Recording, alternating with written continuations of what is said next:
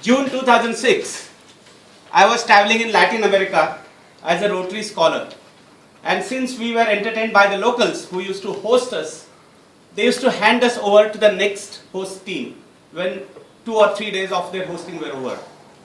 We were waiting at one point where one person was dropping us in one car and another person was to pick us up. We chatted a lot, and just before the other car came, this gentleman, Antonio, told me, "Don't talk about football now."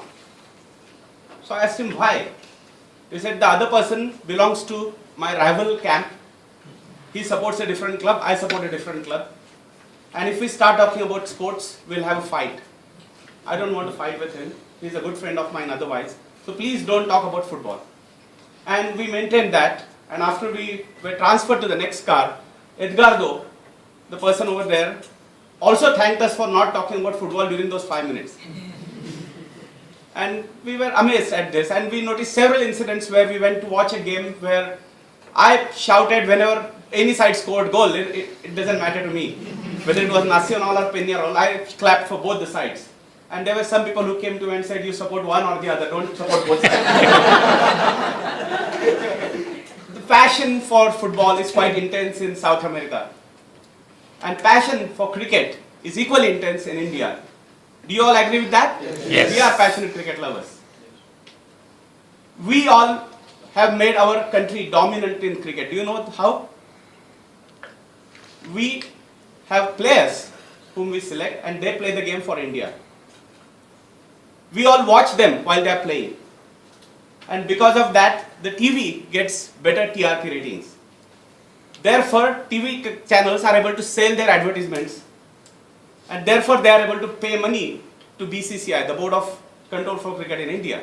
And they have become the richest cricket control board in the world because of that. And therefore they are dominating the world cricket at this moment. You all must have read reports about how BCCI is pulling the muscles and becoming the most dominant sports body in the world.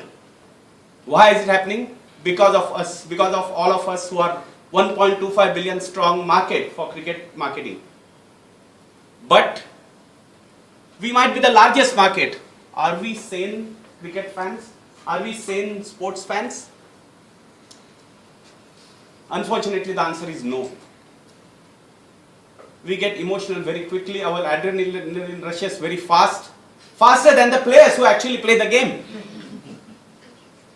Let's analyze this. Why do we watch sports? 3 reasons. First is entertainment.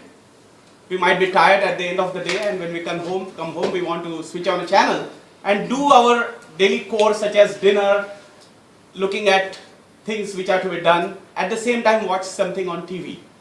And that's when cricket comes handy. Even if you miss something, even if you have to go to toilet or take a shower, there will be action replays. So that is why cricket is preferred by most people as a great entertainment. The second reason is escapism. 50 years of one dynasty ruling our country or ruining our country has led to a lot of frustrations for us. And to escape from those frustrations, we watch cricket, where at least we forget everything that is happening in the nation on the economic front and are able to relieve ourselves of that pressure. And the third reason is fake confidence.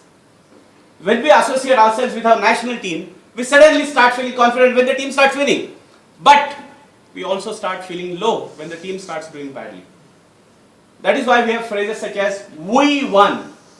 We never say Indian cricket team won or the BCCI team won. By the way, BCCI is not registered in India. It is registered in British Virgin Islands. They are not even answerable to us. If you file any application under RTI, they are not answerable.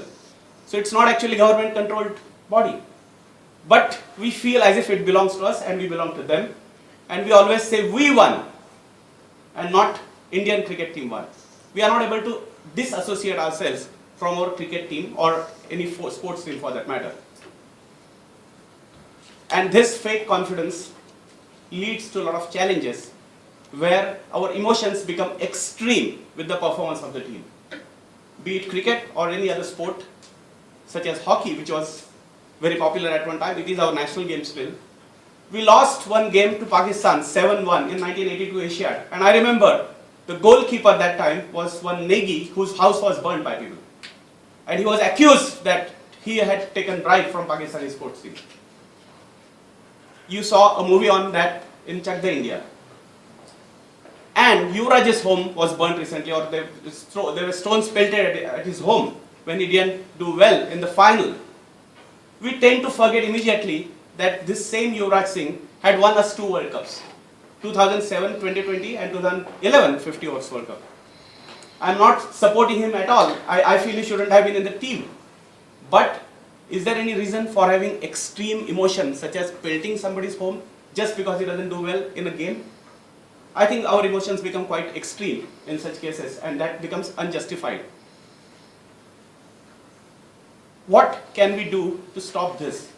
There are people who die, they commit suicide when the team loses. It's in India as well as Pakistan. The story is same across the country, across the subcontinent. There are people who throw their television sets out of their homes and lose an amount equivalent to that. Why? Just because the team lost. One game. Do we really need to have such extreme emotions? I'm asking all of you, should we have such emotions? No. Can't we look at it as just another game? So what can we do to change this situation where we take our players on our shoulders one day and dump them to the ground the next day?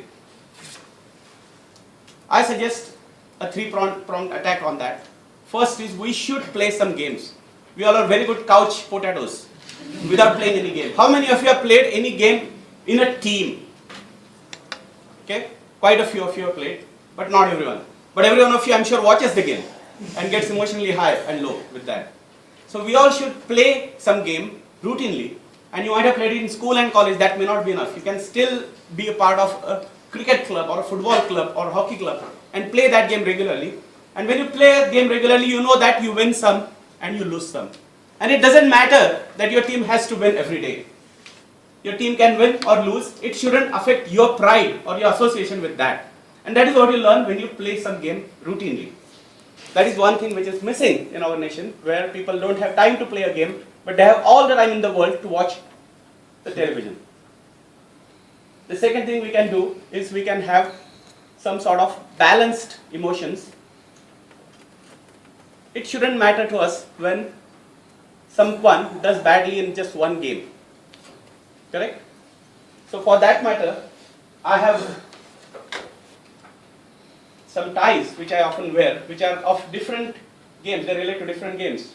Have you seen any fishing fan ever attack anyone, or have you seen any golfing fan show extreme emotions?